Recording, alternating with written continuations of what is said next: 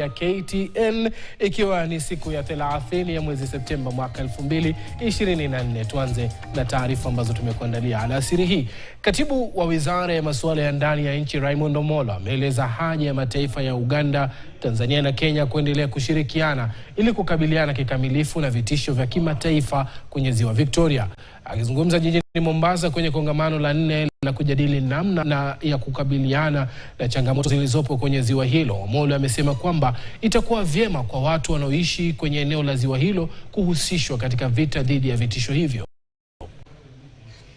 Is that we are looking at how to address the gaps and the concerns that exist within the lake in terms of transnational organized crime. So we are looking at how to coordinate better, how to build capacities, how to have a common understanding with the communities around the lake, and also who benefit from the use of the lake, on how to better manage those resources, while at the same time trying to minimize or eradicate crime that we know is common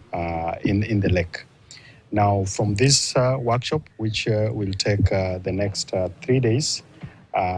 the teams are going to take stock of some of the developments that have happened over the 3 years when this program has been running, and also to look into how to take forward the positive lessons, as well as to also have an opportunity to